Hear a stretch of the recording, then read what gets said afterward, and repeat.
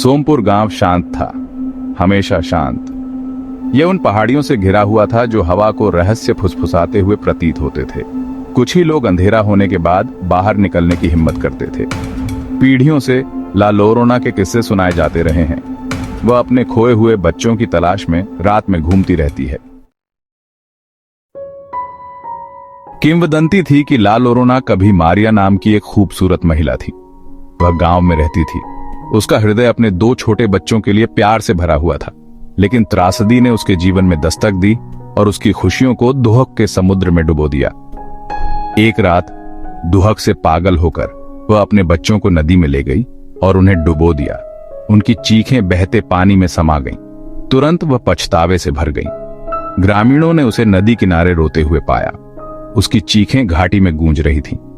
वे कहते हैं कि वह अभी भी घूमती है, अपने खोए हुए बच्चों की तलाश में।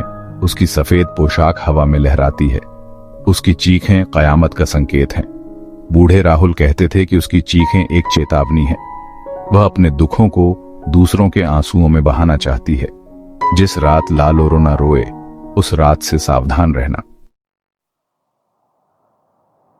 तूफान ने विकराल रूप धारण कर लिया, जो सोमपुर को अपनी चपेट में ले रहा था। हवा बांसुरी की तरह गरज रही थी, फूस की छतों को चीरती हुई और खिड़कियों को हिला रही थी। बारिश की मूसलाधार बारिश ने संकरी गलियों में बाढ़ ला दी। जवान माया अपनी छोटी सी झोपड़ी के अंदर दुबकी हुई थी, तूफान के कहर को सुन रही थी। उसकी दादी ने उसे हमेशा ला लोरोना के बारे में चेतावनी दी थी, और आज रात किंवदंती बिल्कुल वास्तविक लग रही थी। अचानक एक रूह कंपा देने वाली चीख रात के सन्नाटे को चीरती हुई गूंज उठी। माया का दिल उसकी छाती में तेजी से धड़कने लगा। वह अकेली नहीं थी। एक और चीख, इस बार और करीब से, उसके दरवाजे पर एक उन्मत्त धमाके के बाद। मेरी मदद करो, एक आवाज आई, हताश और भयभीत। ये उसकी सहेली रानी थी। जैसे ही माया ने सावधानी से दरवाजा खोला, डर चिंता से जूझ पड़ा। रानी अंदर लड़खड़ाती हुई आई। उसकी आंखें दहशत से फैली हुई थीं। उसके कपड़े फटे हुए थे और कीचड़ से सने हुए थे। रानी, क्या हुआ? माया ने पूछा। उसकी आवाज कांप रही थी। ला लोरोना, रानी फुसफुसाई। उसकी सांस उसके गले में अटक गई। मैंने उसे नदी के किनारे देखा। उसने मेरा नाम पुकारा। माया ने उसे शांत करने की कोशिश की, लेकिन रानी उन्मादी थी। हमें यहां से चले जाना चाहिए, वह वापस आएगी। तभी तूफान की गर्जना के बीच एक सिहरन पैदा करने वाली चीख सुनाई दी।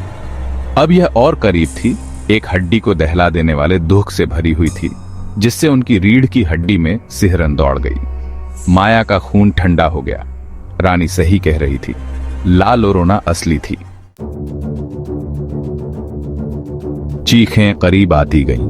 उनकी झोपड़ी का चक्कर लगा रही थीं, जैसे कोई शिकारी अपने शिकार का पीछा कर रहा हो। माया और रानी एक साथ दुबकी हुई थीं। उनकी निगाहें दरवाजे पर टिकी हुई थीं। अचानक चीखें बंद हो गईं। एक भयानक सन्नाटा छा गया। तभी खिड़की पर एक हल्की सी आहट ने उन दोनों को झकझोर कर रख दिया। 2 चमकती हुई आंखों ने अंधेरे को चीरते हुए उन्हें घूर कर देखा।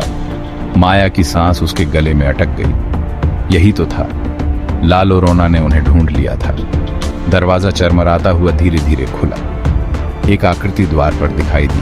उसकी सफेद पोशाक हवा में लहरा रही थी। उसने अपना सिर उठाया और माया हाँफने लगी। वह भयानक दृश्य नहीं था जिसकी उसने कल्पना की थी। यह बूढ़ा राहुल था।